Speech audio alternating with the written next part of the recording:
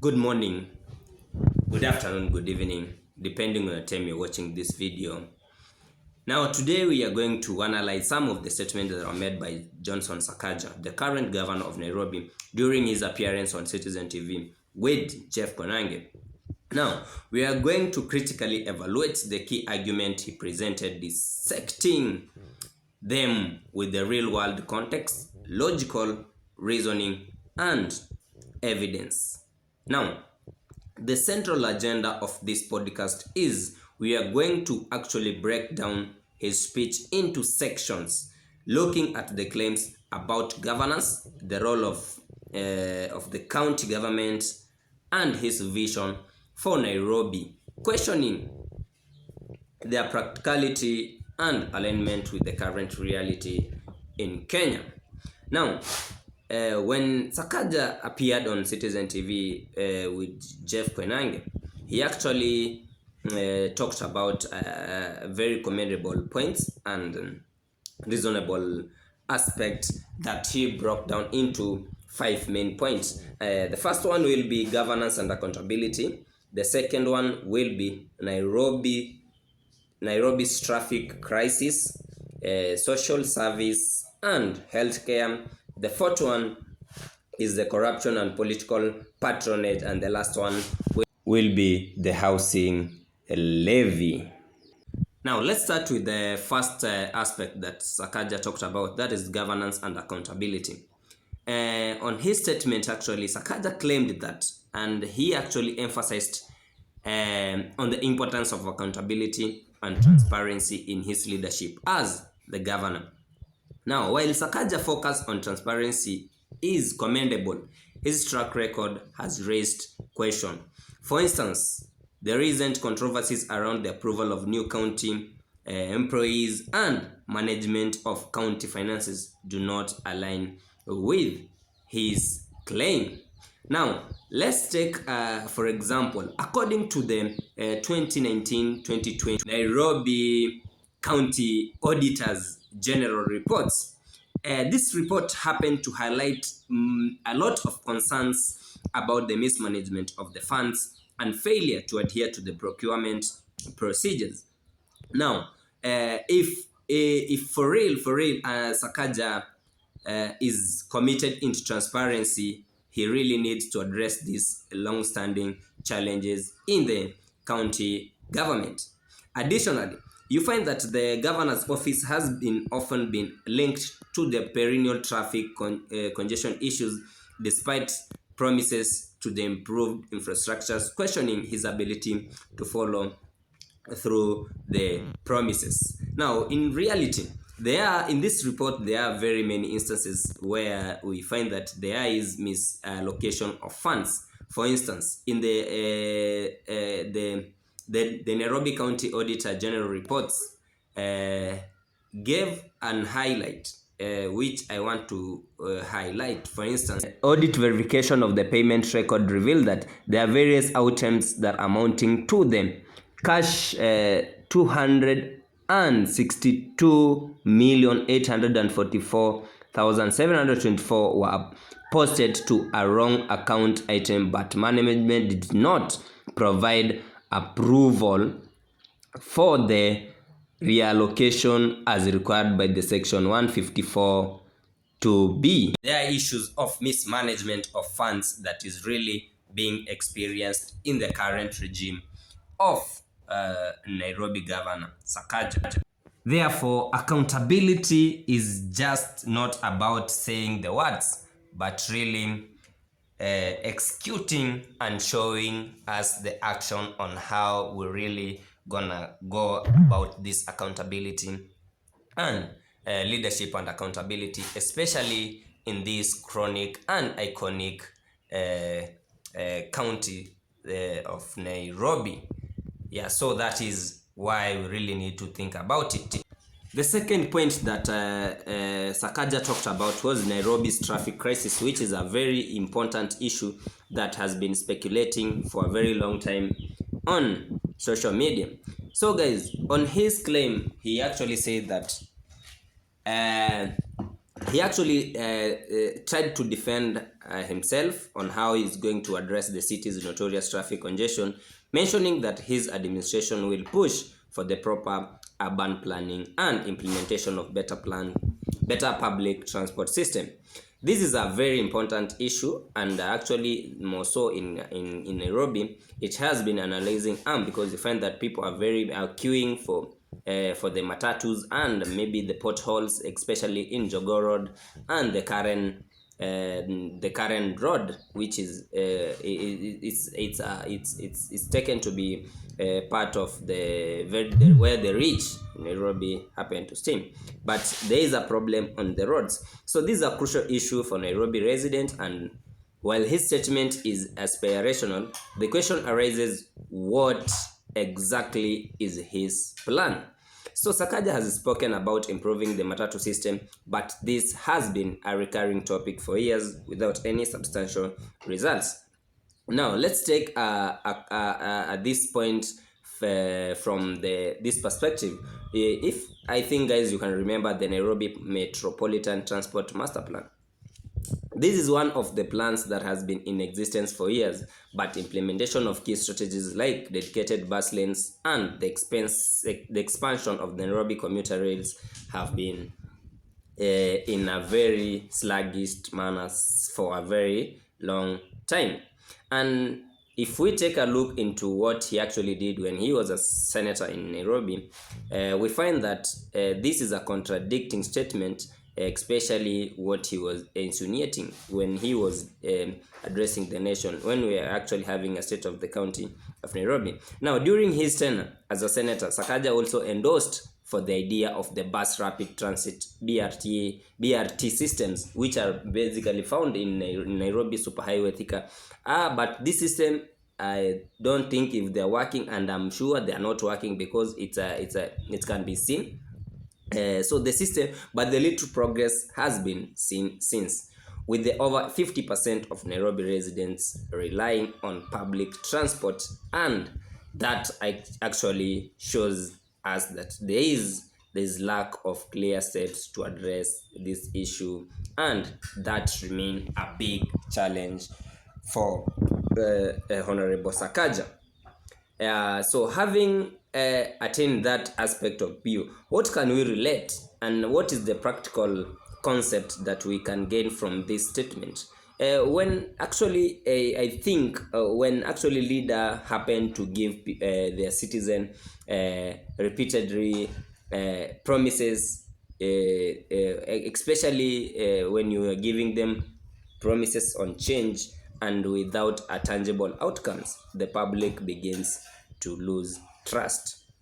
And these situations happen to mirrors the broken promises problem that many political figures faces, and claims made with no clear pathway to implementation. And that is where you find that most of the public, the citizen of Kenya, have lost trust, especially in the regime of the President William Ruto, who is actually being endorsed mostly by the Nairobi governor.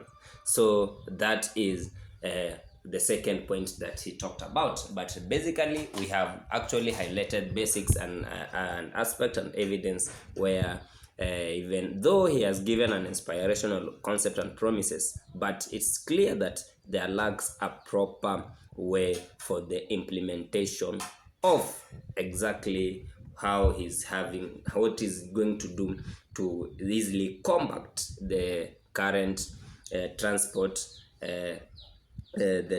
crisis that is actually being experienced in Nairobi CBD and its outskirts.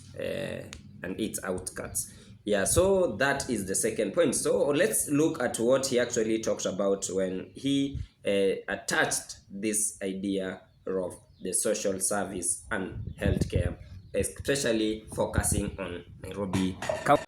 Under this point of social service and healthcare, Sakaja raised some claims that are actually promising, but they lack and raise some question, especially when we look into what the current regime has introduced, that is the social health service, that is the SHAM.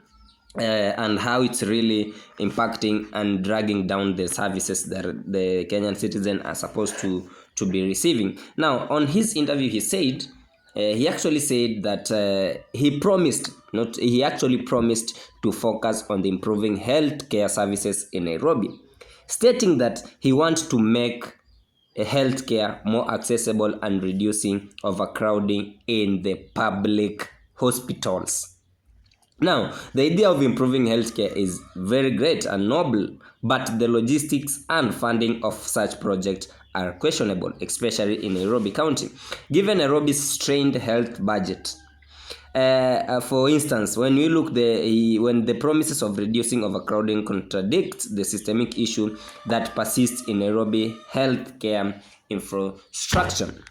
Now, he has actually done a good job. For instance, when we look on how he introduced this idea, like the improvement that he has done in the healthcare service. So, for example, the Umoja Annex Hospital, it's a good job, yes, but it's really it can raise some issues. But you find that people are making queues in the same hospital. They're not getting they cannot access the healthcare easily because there's a strained the SHA transition issue. They have not funded it, so that you find that people are they're diving into their pocket to actually get the medical services, and which are really very expensive.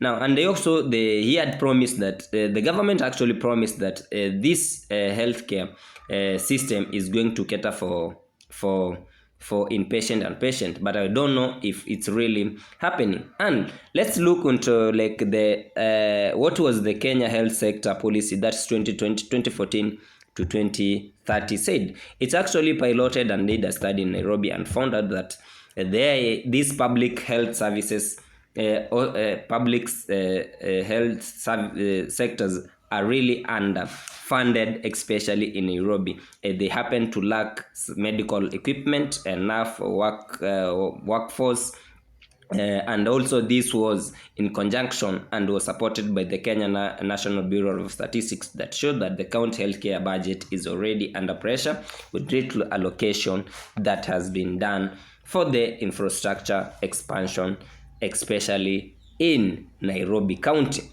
So that is a very unique point and really need to be looked at.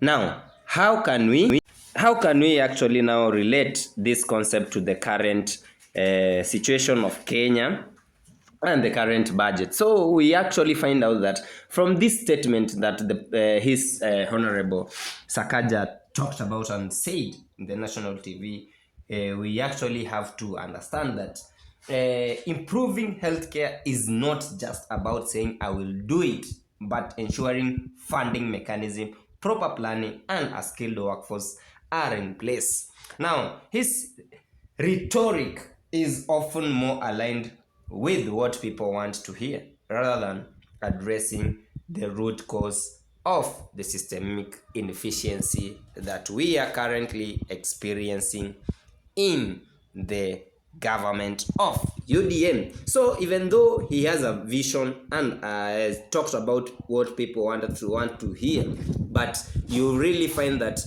there is lack of enough resources, enough working policies, and enough plans that can execute exactly his promises and vision for this county.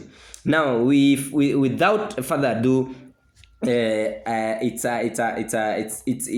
actually realistic and true that this SHA is not actually working, and most of people have complaints, especially when you look into these medical conditions that really requires this health insurance scheme to chip in. So you find that people are very diving into your pocket to ensure that they are catering for the medical bills, which are very expensive considering the current economy of the Kenyan citizen. So there is something that really need to be done, especially by this iconic leader who is very close to the president of Kenya. Yeah, so the second last aspect that this guy talked about was actually corruption and political patronage. Now let's see what he actually talked about this, and what do we have on the table concerning the actual figures of this statement, as far as their statement on national TV is concerned. The second last aspect that Sakaja talked about was corruption and political patronage. Now, in this point of view, he actually mentioned that tackling corruption and eliminating political patronage from the city is his key concern. Now, tackling corruption is often is actually very easier when said than when it's actually being done. And for like when he was actually the senator, we actually never saw any significant reform that he did during that time. And there is Sakaja's own political affiliation raises some question about his commitment to the eliminating of the political patronage. Now let's take that aspect. We reason it from the Ethics and Anti-Corruption Commission report that actually was conducted back on March 27th, 2024, and this report actually confirmed that Nairobi is among the most corrupt region in Kenya, while Sakaja has promised to root out the corruption. But there is no new mechanism or laws that have been proposed to effectively combat it. His leadership role in the Senate and the previous stances have not suggested a firm anti-corruption agenda. Ideally, when we reason from the ESCC report, which actually revealed scales of corruption in Kenya counties, and the report was carried out on March 2024. This report confirmed that there is big bribes that are paid, and the first county that was ranked high in this aspect was West Pokot, that actually people had to pay to almost 56,695, and the second county with the highest cases of corruption and bribes was Nairobi County, that where a resident actually had to pay for like 37,778. Way down to the list, and the last one among the top 10 were Busia, which actually had 7,468. Now, fighting corruption requires more than a vague statements. That is a fact, and that should remain to be a fact. It demands a clear legal framework, institutional checks and balances, and the political will that take entrenched interests. Simply promising to end corruption without dismantling the structures that support it often just is considered just a political talk. So there is need for a very detailed framework and legal principles on how to effectively combat the current corruption and political patronage in this county. Now, the last point that actually he talked about was the housing crisis, which is a very, very chronic issue that most Kenyans have been fighting for and crying for, because they are being forced to buy houses that they have not planned for, and many people have actually been relocated without any compensation. People have been moved from their native lands without compensation, and if they have been given compensation, most of them have been given 10,000. That is their promises, and even the 10,000, some of them have not received it. But on his statement, he actually claimed that he actually spoke about addressing the housing crisis by developing affordable housing projects and working with private developers. Yes, while his focus on the affordable housing is timely, his administration will face the same challenge that the previous ones have did in addressing the housing shortage, especially in urban areas. Now let's look at what actually we had on the housing policy of 204 and the big four agendas initiative on the affordable housing have seen limited success in Nairobi. This challenge of land tenure, financial affordability, and corruption within the housing sectors remain a significant roadblock.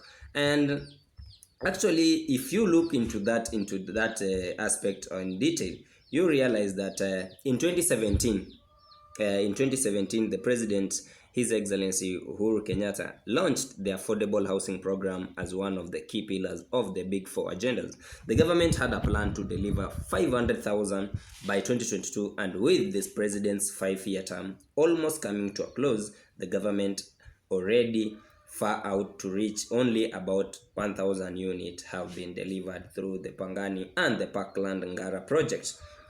Now, if you look into that, even before the onset of the COVID-19 pandemic, the government had no sustainable plan on how to fund the initiative despite increasing the budgetary allocation by 75.05% to at least, that is Kenyan shilling 10.5 billion in financial year 2019-2020 from cash 6.0 billion in the financial year 2018 to 2019. Now, what does this tell us? If you find out that if you look into that details, you find that this is not a new project. Previous government have done it, have seen and have piloted, and they have not been successful considering the current or aspect of affordability, that's the financial affordability, corruption, and the challenge of land, especially in the metropolitan city that is Nairobi. You find that it's remained to be a really stumbling block for the development. So in cities like actually Nairobi, where land scarcity and wealth disparity are prevalent, any housing project must go beyond a rhetoric, which means it has to be piloted, carried out, and being given a priority, which a legal framework, especially on how this project can easily be executed. Now, affordable housing cannot be achieved just through top-down policies of the UDA regime without addressing the fundamental economic and social condition that restrict the access to this kind of housing. So even though Johnson Sakaja's vision for Nairobi sound promising, there is a need and an immediate need for critical examination whether his rhetoric translates into actionable policies, from traffic management to healthcare, corruption to housing, and his proposals remains unclear and especially underwhelming. So for me, I believe, and this is maybe my final thought on what actually he had to say over the national radio. I feel that leaders have, and there is need to ensure that they are moving beyond slogans and articulate a clear, actionable plan that the people can measure and track. As we move forward, it is important for Sakaja to show not just the will but also the capacity to deliver in his promises. Yeah, that is the only way he can actually gain them trust of the people. Now that we have lost very many people have lost trust to this government, and there is need to ensure that they're giving us actionable and a realistic measurement on how we can achieve the promised goals and agenda. So guys, share your thoughts in the comment section. What do you think? I feel that there was unrelatable lies and truths in this statement that Sakaja talked about. Despite the fact that there are some of inspirational and things that we can look forward to, but they need a clear track record and measurable plans that can be executed on this aspect as far as UDA government is concerned. So guys, consider subscribing, watching my content till the end. That is how you're gonna support me. And my name is Johnston Mozak. Tell a friend to tell a friend.